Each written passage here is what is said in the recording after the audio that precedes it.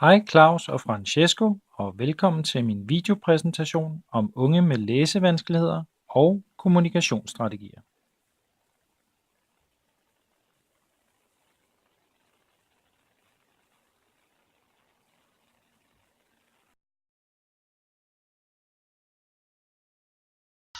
Kunne I prøve at sætte et par ord på, hvad I har fået ud af i dag?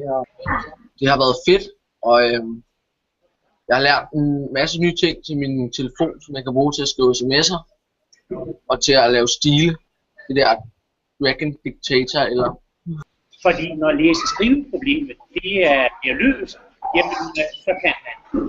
Og så tænker jeg, at det her med apps og videoer og altså sådan dynamiske værktøjer, ligesom vi har leget med i dag, at det vil jo være en gave, altså netop som ordblind, at klasserummet er, rummer mange flere læringsmuligheder end, altså det ved jeg også godt, de gør, en tavle og bogstav og bog, men at man inviterer al den her teknologi ind.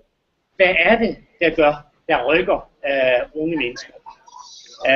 Det sidste forskningsprojekt, vi har været sammen med Center for Ungdomsforskning i København, er et forskningsprojekt, hvor vi jo gerne vil have at vide, hvordan kan det være, at undervisningen er rigtig godt i nogen sammenhæng. Og konklusionen i rapporten, det var, at forudsætningen, det er, at man beskæftiger sig digitalt med de elever, som har svært ved at læse og skrive.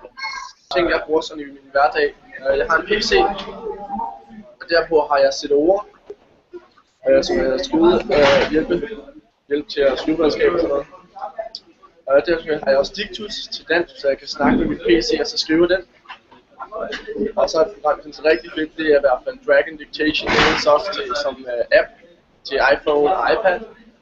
Men jeg har det på min PC, at skal man så købe det gratis ligesom til iPhone og iPad. Men jeg får bedre skriftlige karakterer end nogle af mine venner. Og jeg kan skrive, de synes det er sygt, at jeg kan skrive en engelsk stil på 20 minutter, hvor de tager flere timer, hvor jeg bare sidder og snakker med dem. Så der er en fordel lidt at være ordblind.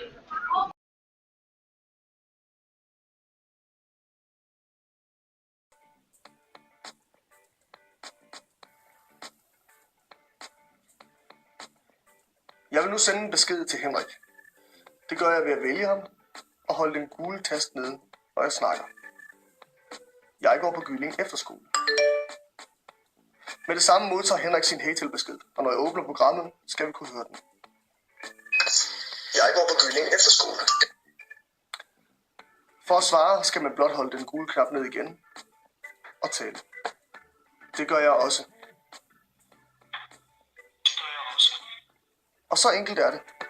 Hej. Det er nu muligt at få din Android-smartphone til at skrive, hvad du siger. Det gør man med et lille program, der hedder Dictus. På den måde kan du sms'e, maile eller uploade til Facebook meget hurtigere. For at tale til sin telefon, vælger man knap med mikrofonen. Jeg skriver med min stemme. Når man er færdig, trykker man på stop. For at høre det, man har sagt, trykker man på højtaleren. Jeg skriver med min stemme. Og hvis ikke man er tilfreds, kan man tage det om.